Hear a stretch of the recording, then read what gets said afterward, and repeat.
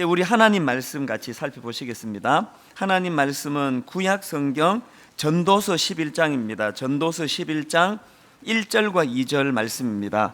제가 갖고 있는 성경으로 구약 958페이지에 있습니다. 전도서 11장 1절 2절. 우리 한 목소리로 합심해서 같이 읽도록 하겠습니다. 너는 내 떡을 물 위에 던져라. 여러 날 후에 도로 찾으리라. 7에게나 8에게 나누어 줄지어다. 무슨 재앙이 땅에 임할는지 내가 알지 못함이니라. 아멘. 요즘 사극으로도 방영이 되고 있습니다만 고려 말의 두 인물 정도전과 또 정몽주, 이 두 분은 나라와 백성을 끔찍하게 사랑했다는 공통점을 갖고 있습니다. 저희가 자랄 때 교과서에도 실려 있었던 이 정몽주의 단심가, 이게 얼마나 감동적입니까? 이 몸이 죽고 죽어 100번 고쳐 죽어 백골이 진토되고 넋이라도 있고 없고 님 향한 일편단심이야 가실 줄이 있으랴. 이렇게 나라를 향하여 애틋한 마음을 갖고 있던 인물이 정몽주 아니겠습니까? 제가 언젠가 북한의 개성을 방문한 적이 있는데, 그때 안내하시는 안내원이 저희 일행을 데리고 이 선주교를 보여줬습니다. 선주교로 데려가가지고 이제 선주교는 정몽주가 이성계의 아들 이방원에 의해 살해되던 장소 아닙니까? 거기서 이제 이 선주교에 데리고 와서 설명을 하면서 거기에 불그스름한 어떤 한 곳을 가리키면서 이게 바로 그때 정몽주가 흘렸던 핏자국입니다. 그런데 속으로 이 사람 뻥이 세구나, 이제 그런 생각을 했던 기억이 있는데요. 이처럼 이제 이 정몽주라는 인물의 충절 때문에 선주교에 뿌려진 피가 영원히 지워지지 않는다, 이런 전설을 만들 만큼 많은 후대의 사람들이 존경하는 그런 인물이 정몽주입니다. 이 정도전이라는 인물도 마찬가지 아닙니까?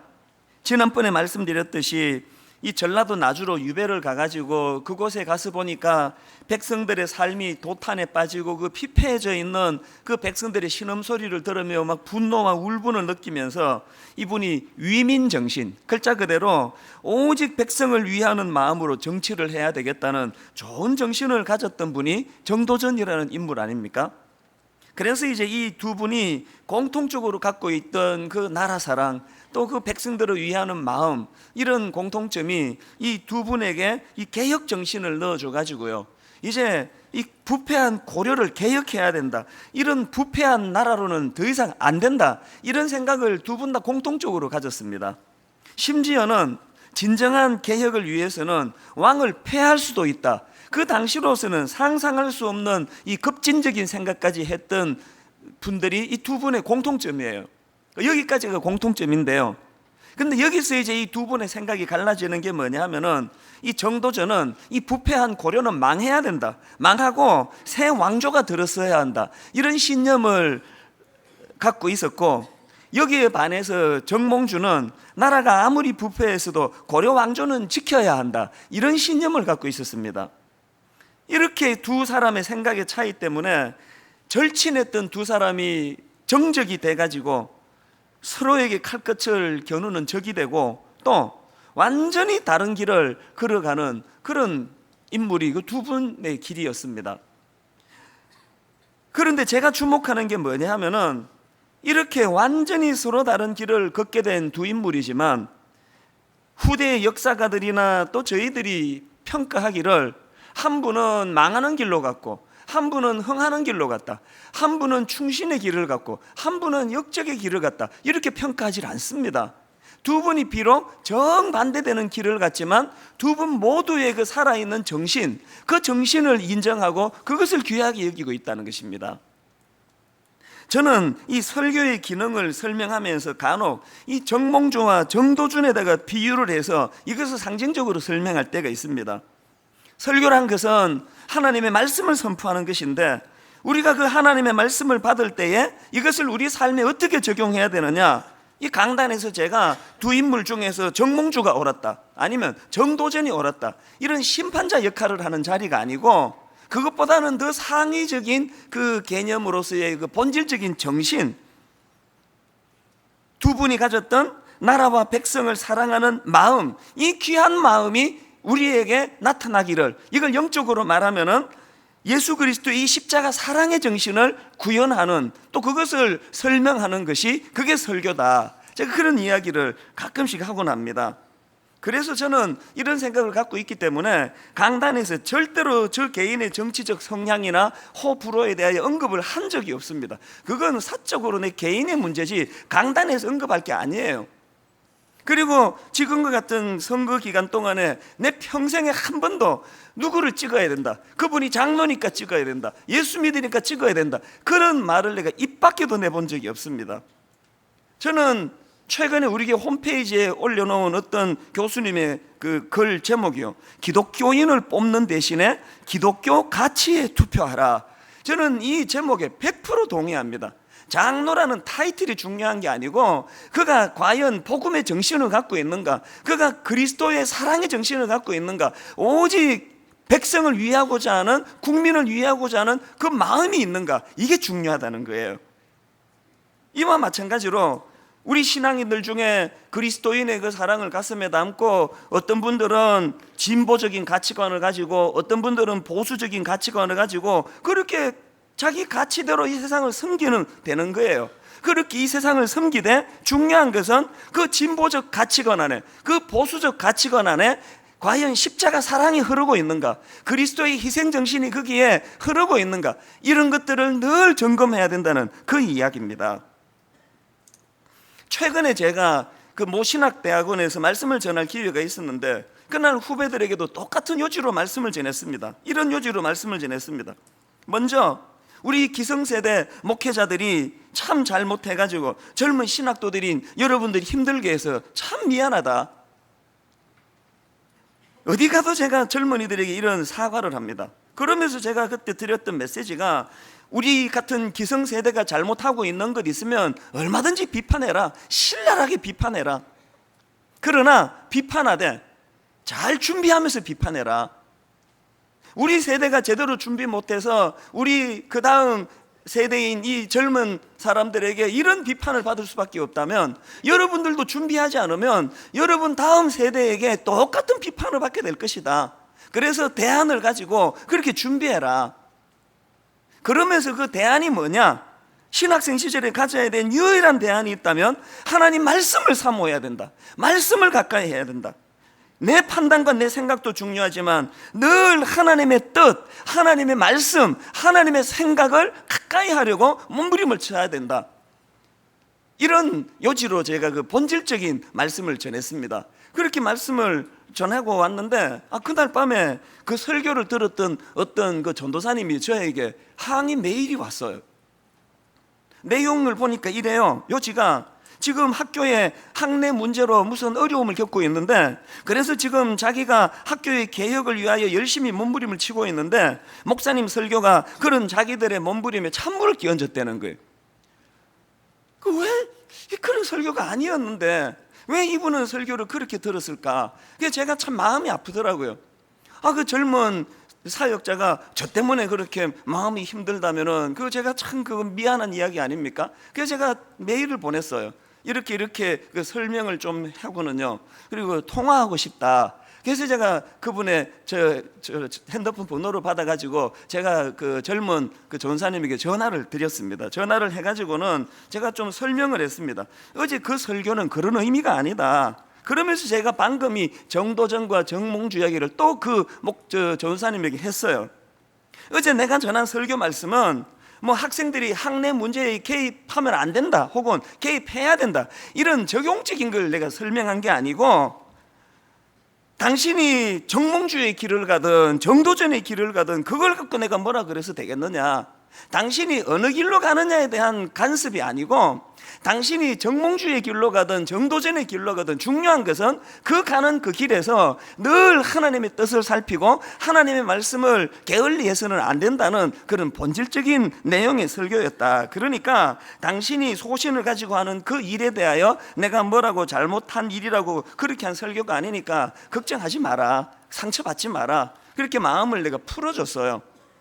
그리고는 이제 이 젊은 전사님과 두런두런 이런저런 얘기를 나누는데요, 대화 중에 갑자기 이 젊은 전도사가 막 우는 거예요.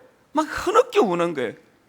그 소리가 막 너무나 구슬프게 들리는데요, 왜 이분이 마음이 그렇게 격해졌냐 하니까요, 자기가 이제 그 예전 교회에서 그 교육 전도사로 섬기는데 그 교회 담임 목사님이 해서는 안 되는 그 나쁜 짓을 한 거예요. 그래서 이분이 뭐 결국은 그 담임 목사님이 쫓겨났지만 그 일이 딱 터지니까 장로님들이 또 당회에서 그렇게 그걸 비호하고 감추고, 그리고 막 교육자들에게 이거 쉬쉬하라 그러고 비밀로 하라, 침묵하라, 막 그런 말을 해가지고 교회가 이래도 되느냐고 상처를 너무 많이 받았다는 거예요.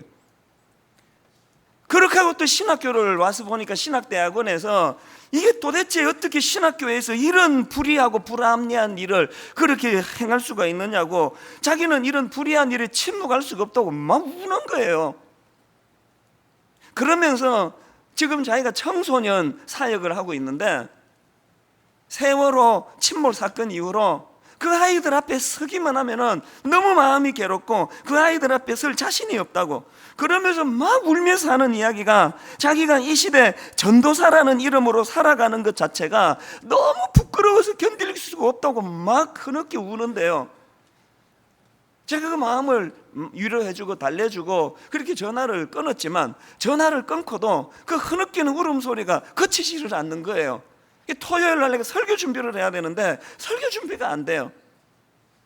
여러분, 그 젊은 사역자 얼마나 귀합니까? 그 나이도 많지 않은데 목소리가 애떠 보이는데 그 시대에 이 타락한 젊은이들이 가는 그런 변질 타락의 길로 안 가고 그래도 주의 종이 되겠다고 신학교로 가고 그래도 공의를 외치고 그 불의와 타협하지 않으려고 저렇게 애쓰는데, 우리 같은 기성세대 목회자들이 그런 젊은 교역자들에게 그 격려하고 도움을 주기는커녕 저렇게 그 마음을 짓밟아 버린 결과가 되고 나니까 너무 미안한 거예요. 그래서 여러분, 저 같은 기성세대 목사가 우리가 뭘 지금 잘못하고 있나, 이런 아픔을 가지고 우리를 돌아봐야 되듯이요, 저는 그 세월호 사건이 터지고 이게 신앙의 언어로서 우리가 침묵의 골방으로 가야 된다, 침묵해야 된다, 영적인 겟세마네로 가야 된다, 이런 말에 젊은이들이 알레르기 반응을 보이면서 그 침묵을 비겁한 침묵으로 그렇게 호도하는 걸 보면서 내 마음이 참 아프더라고요. 그동안 우리 같은 기성세대 목사가 이 거룩한 용어 침묵을 아주 비겁한 침묵으로 전락시켜가지고 그렇게 설교한 적은 없었는가. 저는 목사니까 제 삶 속에서 이런 것들을 돌아보고 반성하고 또 점검하고 있습니다만, 오늘 여기 모든 기성세대들은 다 자기 자리에서 자기를 돌아봐야 돼요. 우리 산업화 사회 시대를 건너온 우리는 오래 관행처럼 우리는 그 일을 아무 거리낌 없이 행하지만, 그런데 우리 자식들이 우리의 모습을 볼 때, 우리 그 다음 세대들이 우리를 볼 때, 왜 우리 부모는 저렇게 불의한 일에, 왜 우리 부모님은 저런 일에 자꾸 마음을 쓰시느냐고 하는 그런 일들이 우리에게는 없는지를 점검하고 돌아보자는 거예요. 여러분, 우리가 이런 데 마음을 가지고 돌아보려면 결국 남는 것은 복음이에요. 십자가예요. 예수 그리스도는 이 땅에 오셔서 우리에게 어떤 모범을 보여주셨나? 주님의 십자가는 내게 무슨 의미를 가져다 주는가? 내게는 복음의 정신이 흐르고 있는가? 내게는 이 십자가가 나를 견인하는 그 은혜에 내가 들어가 있는가? 자꾸 이걸 돌아보셔야 돼요. 우리 내면에 복음이 살아있지 않으면 우리는 우리 후대들에게 걸림돌밖에 될 수가 없다는 이 슬픈 현실을 우리는 직시해야 된다는 거예요. 이런 맥락에서 여러분, 오늘 이 본문 말씀은 굉장히 중요한 의미를 가지고 있습니다. 오늘 본문 말씀은 우리 하나님께서 당신의 자녀들이 이 악한 세상에서 어떤 정신을 갖고 살아야 되느냐 하는 인생의 굉장히 중요한 원리, 지침을 하나 가르쳐주고 계십니다. 자, 오늘 본문 전도서 11장 1절 2절을 한번 보십시오. 너는 내 떡을 물 위에 던져라. 여러 날 후에 도로 찾으리라. 7에게나 8에게 나누어 줄지어다. 무슨 재앙이 땅에 임할는지 내가 알지 못함이니라. 여기 두 가지 명령이 나오는데, 하나는 내 떡을 물 위에 던져라. 그리고 또 하나는 내 몫을 7 또는 8에게 나누어 주라. 요 구절만 똑 따가지고 봐가지고는요, 이게 도대체 뭔 소린지는 모르겠어요. 그 떡을 물 위에 던지라는 게 이게 무슨 소리입니까? 그렇기 때문에 오늘 이 본문 말씀을 이해하려면요, 이 전도서 전체에 흐르는 그 하나님의 정신, 또 전도서 11장과 12장 안에 흐르는 이 말씀의 정신을 가지고 이 본문을 읽어야 됩니다. 그렇기 때문에 제가 최근에 이 본문을 가지고 논문을 쓴 걸 한번 봤는데요, 한국성서대학교 구약학 교수입니다. 강규성 교수라는 분이 쓴 오늘 본문을 배경으로 한 논문을 보니까요, 논문 제목이 이렇습니다. 불확실한 미래와 확실한 죽음의 기로에 서서. 왜 제목을 이렇게 정했냐 하면요, 오늘 본문을 배경으로 하는 전도서 11장의 말씀의 요지는 인생의 불확실한 미래, 이것을 강조하고 있고요, 그 다음에 전도서 12장은요, 이 죽음의 불확실성에 대해서 강조하고 있는 말씀이에요. 그래서 이제 이 11장과 12장을 통으로 읽으면 그 논문의 제목과 같은 요약이 나오는 거예요. 인생이란 것은 불확실한 미래와 확실한 죽음의 기로에 서 있는 인생이다. 우리가 이것을 전제로 해서 오늘 본문의 명령을 다시 읽어보면은 이 본문의 말씀은 이렇게 정리를 할 수가 있습니다. 이처럼 장래를 알 수 없는 이 불확실한 인생을 사는 우리이기 때문에 우리는 우리가 가진 물질을 포함한 우리 자신을 기쁘게 하는 모든 것들을 되도록이면 많은 사람들에게 나누어주는 삶을 살아라. 이것이 너를 행복하게 하는 삶의 길이다. 이게 내 떡을 물에 던져라고 하는 말씀의 의미라는 것입니다. 오늘 우리가 이렇게 넉넉한 살림살이, 또 많은 걸 누리고 살면서 뭔가 불안하고 안달복달하는 것은 바로 이 정신을 구해내지 못해서 그렇다는 이야기예요.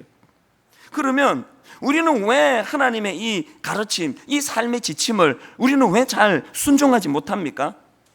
딱 한마디로 말하면 이건 하나님 신뢰에 관한 문제예요. 한번 생각해 보세요. 네 소중히 여기는 그 무엇을 물 위에 던져라, 이런 말도 안 되는 명령을 누군가가 한다고 했을 때는 그 명령을 하는 사람이 내가 그렇게 순종했을 때는 반드시 보상해 주시는 신실한 분이라는 믿음이 없으면 아무도 그 순종 안 해요. 그 누가 합니까? 그렇기 때문에 이 본문 전도서 11장 1절 2절 말씀은요, 우리가 전도서 12장 14절 말씀을 병행해서 같이 읽으셔야 돼요. 하나님은 모든 행위와 모든 은밀한 일을 선악간에 심판하시느니라. 또 전도서 12장 1절, 너는 청년의 때에 너의 창조주를 기억하라. 이런 말씀과 같이 읽어야 돼요. 무슨 말입니까? 우리가 정말 내가 소중히 여기는 그 무엇을 우리 연약한 이웃을 위하여 과감하게 내어 던질 수 있는 이 행위는, 그것을 명하시는 하나님께서 은밀히 보시는 그분이 그 행위를 반드시 보시고 귀히 여기시고 그것을 보상해 주신다는 이 믿음이 없이는 그 일을 할 수가 없다는 거예요. 결국은 우리가 이런 삶을 잘 못 산다 하면은 우리에게 하나님을 신뢰하는 믿음이 없다, 이런 결론이 내려질 수밖에 없는 거 아니겠습니까? 최근에 어느 신학교 교수님이 바로 이 본문을 가지고 그 설교한 내용을 제가 글로서 읽어본 적이 있는데요, 아마도 그 신학생들에게 한 설교 같아요. 한번 들어보십시오. 우리 한신 신학은 참으로 자랑스러운 신학이었습니다. 칼 바르트를 말하고 에밀 브루너를 말하며 폴 틸리를 말하였을 때 우리는 우리 스스로가 대견스럽고 자랑스러웠습니다. 폰 라이트를 말하고 루돌프 불트만을 말하였을 때도 마찬가지였습니다. 그러나 우리는 지금 극심한 자기 정체성의 위기에 직면해 있습니다. 교회 현장으로부터 들려오는 많은 소리들은 신학교가 교회를 선도하지 못하고 있다, 한신의 신학이 기장교회의 신학을 책임지고 있지 못하다, 한신 출신의 목사 후보생들은 교회 선교에 열정이 부족하고 교회를 사랑하는 마음이 부족하며 교회 발전에 도움을 주지 못한다, 사명감이 약하다, 이런 부정적인 평가의 소리들이 대부분을 구성하고 있음을 봅니다. 왜 그런 것일까요? 무엇이 우리를 그렇게 평가하게 만든 것일까요? 저는 이 교수님의 이런 겸손한 자기 반성, 이것으로 시작되는 그 설교를 보면서요, 이분이 오늘 본문 1절 말씀, 너는 내 떡을 물 위에 던져라, 여러 날 후에 도로 찾으리라, 이 말씀을 인용하면서 이렇게 해석합니다. 이 본문의 말씀은 돈뿐만이 아니고 우리의 전 운명을 흐르는 물 위에 내어 던지는 자기 내어줌의 신앙적 결단을 요구하는 말씀으로 읽어야 된다. 여기에 그 자기 내어줌이라는 이 표현, 이게 신앙적으로 중요한 용어라는 거예요. 그 다음도 한번 들어보십시오. 자기를 내어 던지라는 것입니다. 그래야 자기를 되찾을 수 있다는 것입니다. 남을 먼저 대접하라는 것입니다. 그래야 나도 대접을 받을 수 있다는 것입니다. 먼저 남을 사랑하라는 것입니다. 그래야 자기 사랑도 찾을 수 있게 될 것이라는 것입니다. take and give가 아니라 give and take라는 것입니다. 또 이런 말도 했어요. 대학의 비판주의는 자기 비판을 선행하는 비판주의입니다. 우선은 자기를 먼저 흐르는 물 위에 던져버린 다음에 그 다음에 자기를 얻으려 해야 할 것입니다. 비판은 사랑의 동기가 있는 비판이어야 합니다. 그렇지 않으면 그 공동체는 자멸할 것입니다.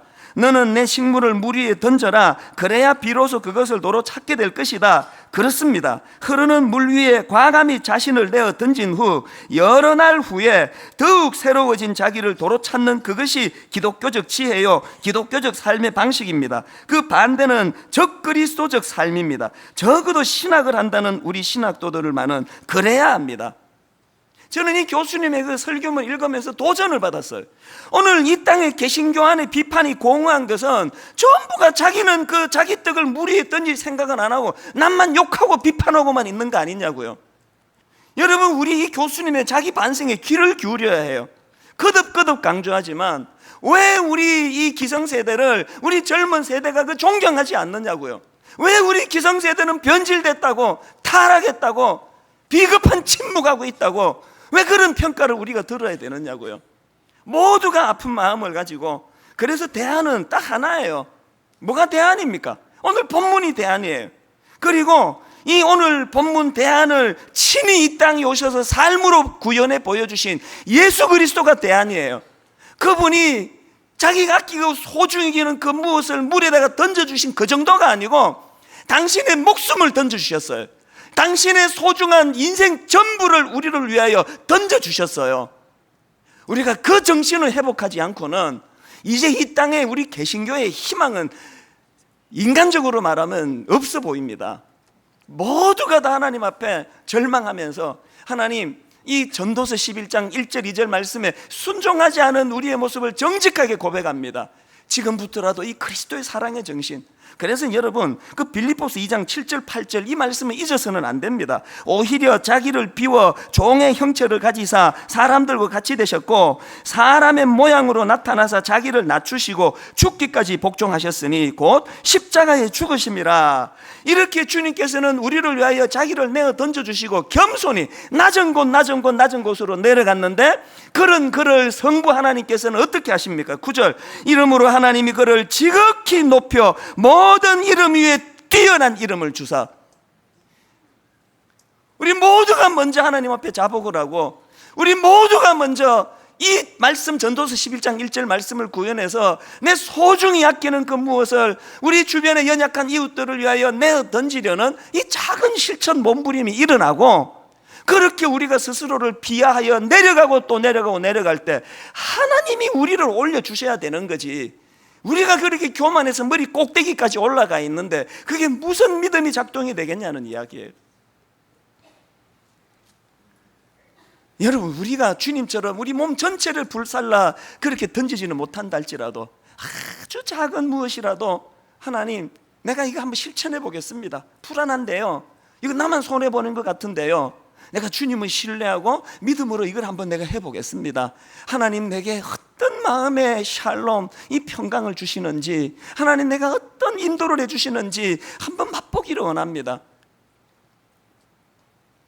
이제 저 교육관 공사가 다 거의 끝나가기 때문에요, 이제 저 공사가 끝나면 이제 올 11월, 12월 올 연말서부터는 이제 우리가 지금 뭘 하나를 준비하고 있습니다. 정축된 두 개 층 중에 하나는 전에도 말씀드렸지만 성남시하고 연대를 해가지고 이제 그 중증 장애인 주간 보호센터, 또 우리 교회 장애인 부서에게 공간을 할애할 예정이고, 또 한 층에다가는 이게 참 이상한 실험을 또 이제 시작합니다.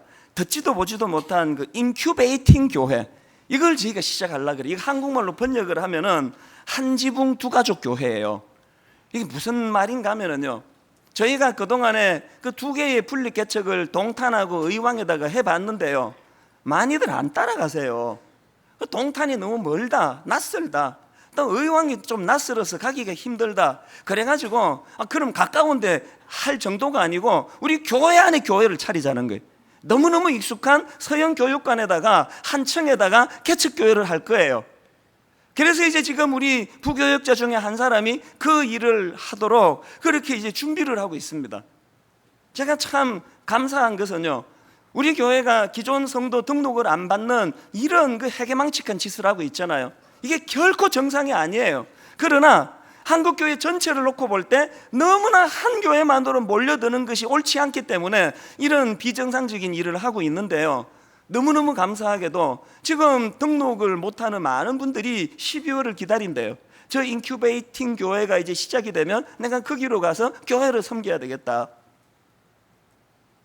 왜 이런 이상한 일을 저희가 합니까? 이게 뭐 무슨 일이 날지 저도 모르겠어요. 한 지붕 두 가족 교회 해가지고 이 아브라함의 목자들하고 또 롯의 목자들하고 막 싸우고 분쟁이 일어나고 뭐 이런 일이 일어날지 뭐 어쩔지 잘 모르겠어요. 그러나 시도라도 해보자는 거예요.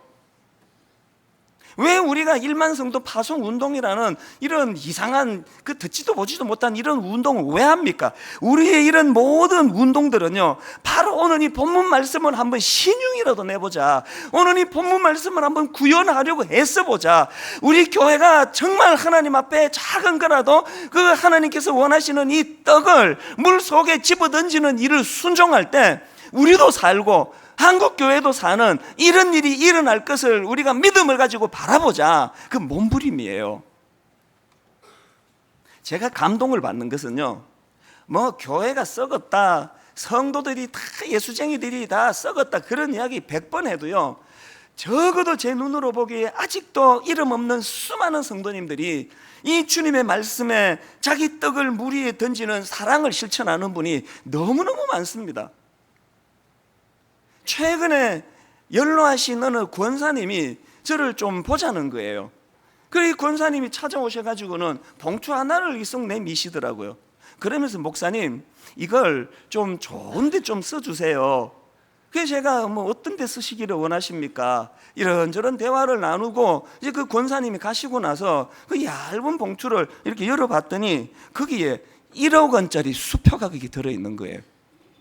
여러분이 연로하신 권사님은 그 노후를 대책을 안 해도 되시는 겁니까? 왜 이런 큰 돈을 그 물 위에 집어 던지십니까? 그러고 있는데 바로 며칠 뒤에 또 다른 어떤 권사님이 또 좀 보자는 거예요. 권사님이 오셨어요. 요새는 이상하게 권사님들이 저를 찾아오면 또 봉투를 갖고 오세요. 이분도 또 봉투를 갖고 오셨더라고요. 이분이 누군가 하면은요, 저희가 그 한두 달 전에 어떤 젊은이가 뭐 사업인가 뭔가 하다가 다 망해가지고 막 자살 충동을 느끼고 절망하고 있는 그 젊은이가 있다고 그랬을 때 바로 이분이 그 1,000만 원을 갖고 와가지고 목사님 그 젊은이에게 이 돈을 좀 전해주세요 그랬던 분이에요. 이번에는요, 그 딸 둘을 데리고 오셨더라고요. 그리고 봉투 3개를 내미는데 각각 그 딸들의 이름하고 본인의 이름이에요. 열어보니까 각각 500만 원씩 들어있습니다. 제가 알기로 이분이 그 남편 장로님이 돌아가시고 이제 뭐 큰 수입원이 없는, 그래서 경제적으로 넉넉하신 분이 아니에요. 그래서 제가 바로 또 그 직전에도 또 그에게 헌금을 들고 오시 3번째이기 때문에 2번째부터 제가 자꾸 반려를 했어요. 권사님의 그 마음을 하나님 다 받으셨으니까 이제 이건 도로 갖고 가셔서 권사님 노후에 필요한 데 쓰세요. 제가 이렇게 돌려드렸어요. 봉투 3개 내밀 때도 똑같은 말씀을 드렸어요. 그렇게 제가 권사님께 말씀드리니까 그 권사님께서 참 그 철없는 저에게 이렇게 그 뭐라고 표현할까요? 타이르시면서 이런 말씀을 하시더라고요. 목사님 너무 걱정하지 마세요. 하나님께서 다 알아서 하십니다. 이게 제가 누가 말씀 전하는 목사인지 권사님인지 이거 헷갈리는 거 아닙니까?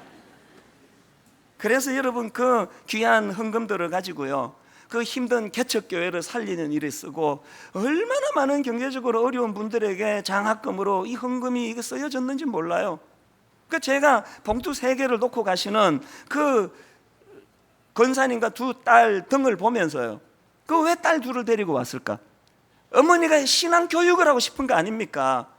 우리가 이 땅을 살아가는 건 이까지 돈으로 사는 게 아니고, 우리 떡을 물 위에 집어 던지라 했을 때 그 하나님 말씀에 순종할 때 하나님이 어떤 영육간의 형통의 복을 주시는지 너희들이 경험하며 살아야 된다. 그 신앙 교육하려고 두 딸 데리고 온 거 아닙니까?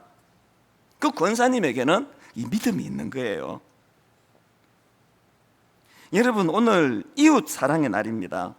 저희는 매 1년에 한 번 이웃 사랑의 날을 가지는데요, 저희 교회에 이 이웃 사랑 부와 관련해서 이 두 축이 있습니다. 하나는 이웃 사랑 분과가 있고요, 또 하나는 복지재단이 있습니다.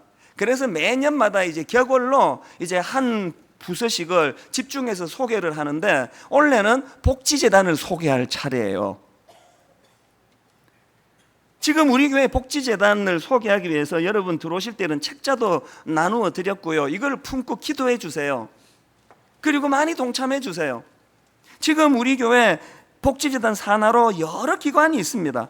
태평지역아동센터, 우리 다문화 가정센터, 에듀투게더 센터, 컬처 투게더 센터, 우리 주간보호시설, 신흥동 복지회관, 그리고 부설로 신흥어린이집, 신흥지역아동센터, 그리고 성남 한마음 장애인 복지관. 여러분이 성남 한마음 장애인 복지관은요, 지금 성남시하고 분당 우리 교회가 서로 협력을 해가지고요, 우리나라 단일 장애인 복지관으로는 최대 규모예요. 이런 긍지가 어디 있습니까? 하나님이 한 교회를 통하여 이 큰 사역을 할 수 있도록 허락해 주시니 얼마나 감사합니까? 그 장애인 복지관 부설로 한마음 주간보호센터, 한마음 어린이집, 또 성남시 장애인 권리증진센터, 또 다문화 카페 1호점, 또 다문화 카페 2호점.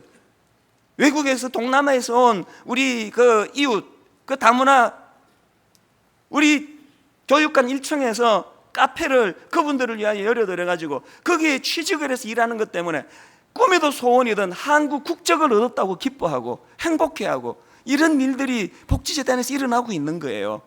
그래서 지금 이 많은 복지재단 산하기관에서 전체 약 2,090명의 봉사자들이 이웃을 섬기고 있고요, 교회 안에 있는 이웃 사랑분과 17개 팀 안에서 섬기고 있는 약 580여 명의 봉사자까지 합하면은 꽤 많은 성도님들이 지금 직접 몸으로 사랑을 실천하고 있는 감사한 현장이에요.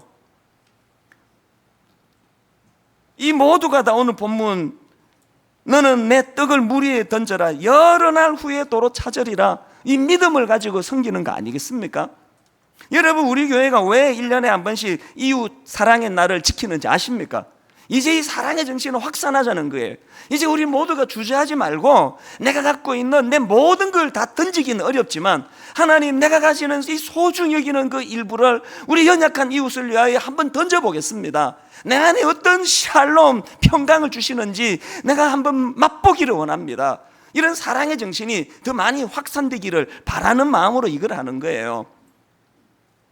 아니나 다를까 지난 창립 기념일에요, 우리 교회가 이제 그 헌혈하지 않았습니까? 그래서 여러분이 주중에 헌혈하시고 헌혈 증서를 갖고 오시면 우리 죽어가는 생명을 좀 살리자, 그렇게 설교를 했더니 바로 그 주간이에요. 전북 익산에서 그 본인을 안수집사라고 소개하신 어떤 분이 편지를 보내왔어요.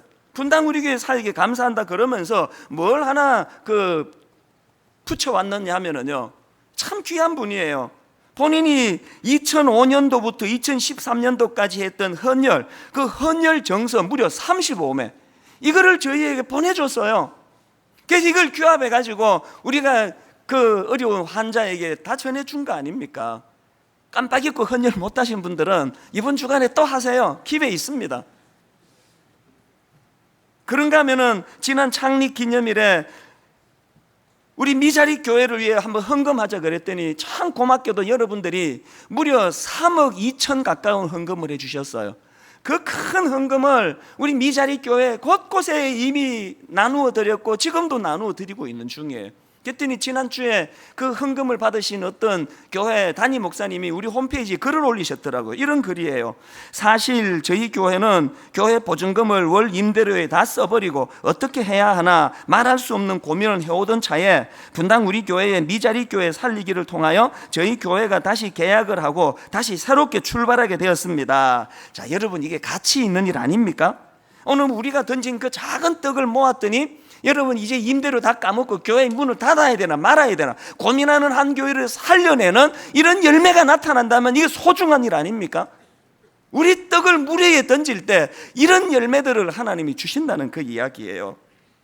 저는 오늘 여러분들에게 영상 하나를 보여드리려고 하는데요, 우리 방송실에서 이제 이 복지재단 산에서 하고 있는 일을 이제 시간으로 이렇게 상징적으로 분류해서 만들었는데, 저 영상을 보시고 많이 동참하고자 하는 의지와 의욕이 생겨나기를 저는 바랍니다. 우리 같이 영상을 보시겠습니다.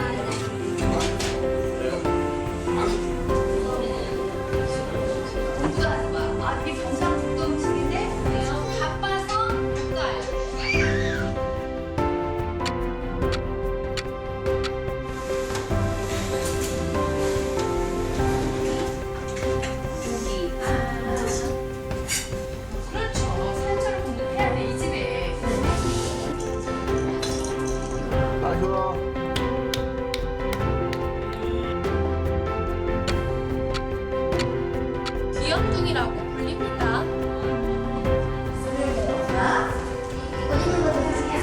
2, 3, 4, 5, 6, 7까지 줄서 있잖아. 이거 꽃물이에요. 꽃물. 전화 들었어?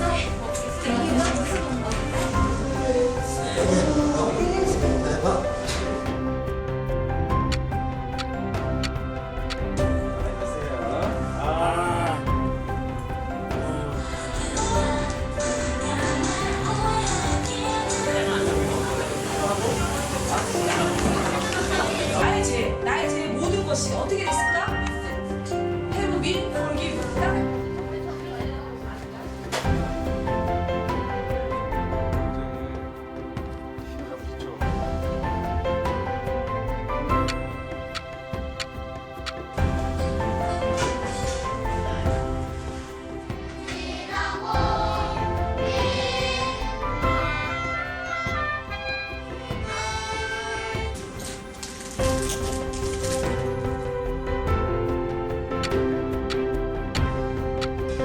너는 때때로 오랫동안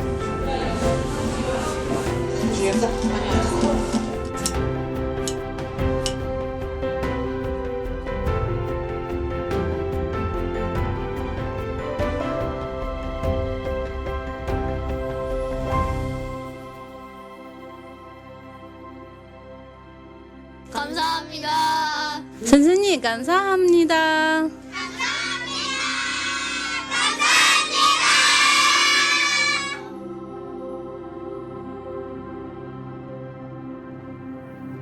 저는 저 동영상을 보면서 맨 마지막에 저 어린 아이들이 감사합니다, 감사합니다 그 소리치는데 이게 참 목이 메어요.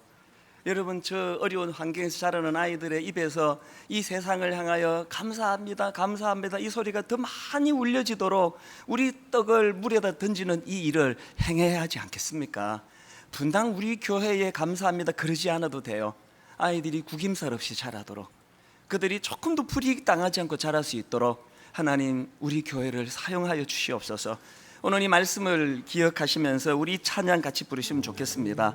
내 마음에 주를 향한 사랑이 나의 말엔 주가 주신 진리로 나의 눈에 주의 눈물 채워주소서. 먼저 내가 나 같은 것 위하여 온 몸을 물 위에 던져주신 주님의 십자가 사랑이 감격의 회복이 되고, 주님 나도 그렇게 작은 실천 행하기 원합니다. 우리 말씀을 생각하시면서 이렇게 찬양합니다. 내 마음에 주를 향한 사랑이 내 마음에 주를 향한 사랑이 나의 말엔 주가 주신 진리로 주가 주신 진리로 나의 눈에 주의 눈물 채워주소서. 주의 눈물 채워주소서. 여러분 이렇게 고백하실 수 있겠습니까? 내 입술에 찬양의 향기가, 내 입술에 찬양의 향기가, 두 손에는 주를 닮은 섬김이, 손에는 주를 닮은 섬김이, 나의 삶에 주의 흔적 남게 하소서. 하나님, 내 가진 떡을 물 위에 던지기를 원합니다. 은혜 주시옵소서. 하나님의 사랑이 영원히 함께하리. 하나님의 사랑이 영원히 함께하리. 십자가의 길을 걷는 자에게, 길을 걷는 자에게, 순교자의 삶을 사는 이에게, 삶을 사는 이에게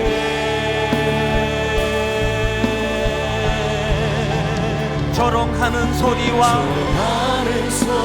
세상 유혹 속에도 주의 순결한 신부가 되리라. 이렇게 선포하십니다. 내 생명 주님께 드리리. 말씀 생각하며 다시 한번 결단합니다. 하나님의 사랑이 영원히 함께하리. 하나님의 사랑이 영원히 함께하리. 내 떡을 물 위에 던지며 십자가의 길을 걷는 자에게, 순교자의 삶을 사는 이에게, 주님 말씀 순종해서 우리 떡 물 위에 던지면 세상은 우리 조롱합니다. 조롱하는 소리와 세상 유혹 속에도 주의 순결한 신부가 되리라. 내 생명 주님께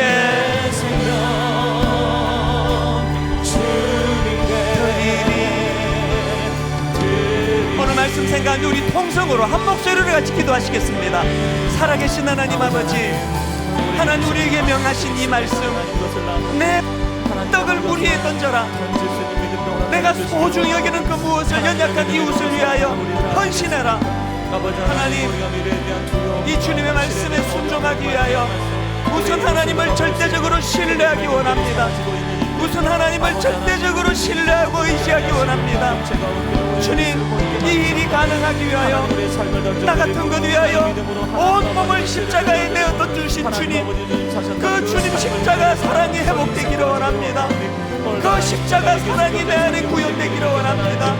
하나님 아버지, 이 은혜가 우리 믿는 성도들 안에 회복되기를 원합니다. 하나님 아버지, 우리가 하나님 앞으로 나아가는 순종하며 나아갈 때에 이것이 우리를 살려내는 길인 줄 믿사오니 아버지 연애의 길로 우리들을 인도하여 주시기를 원합니다. 하나님 은혜 주시옵소서. 하나님 은혜 주시옵소서. 우리의 신령, 우리의 탐심, 우리의 이기적인 태도 주님의 십자가 안에 녹아져서 우리도 말씀에 순종하며 살아가기를 원하오니 하나님 그 은혜를 사랑하여 주시옵소서. 주님의 십자가 내 안에 가기를 원합니다. 계속 기도하실 분 계속 기도하시고, 우리 한 번 더 이 말씀으로 이렇게 선언하며 고백하며 나가기 원합니다. 이렇게 선포합니다. 하나님의 사랑이 영원히 함께하리. 십자가의 길을 걷는 자에게 순교자의 삶을 사는 이에게 삶을 사는 이에게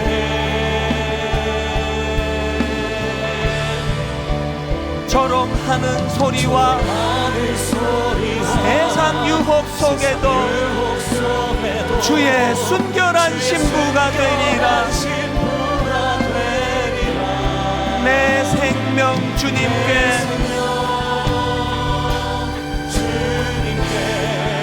드리니.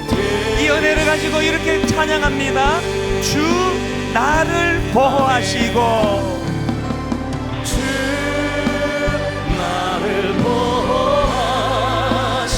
날 붙드시리. 나는 보배롭고 존귀한 주님의 자녀라. 우리 모두를 주님 사랑으로 축복합니다. 주 너를 보호하시고 너를 붙드시리. 여러분 이 사실을 아십니까? 너는 보배롭고 존귀한 주의 자녀라. 우리 다 자리에서 일어나셔서 십자가 그 사랑, 십자가 그 사랑 멀리 떠나서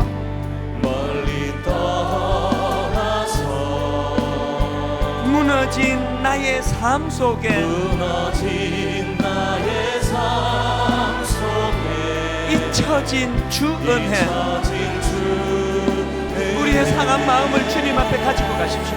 돌 같은 내 마음 어루만지사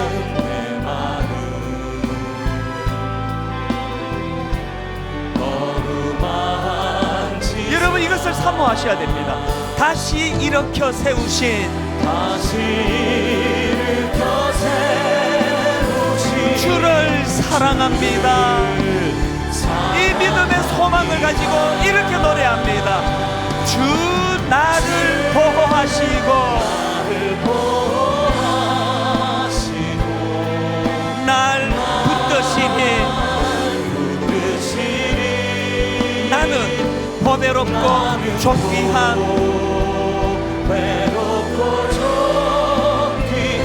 주님의 자녀라. 주 너를 보호하시고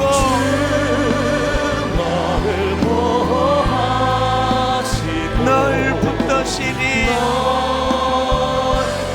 여러분 이 사실을 기억하십시오. 너는 보배롭고 존귀한 주의 자녀라.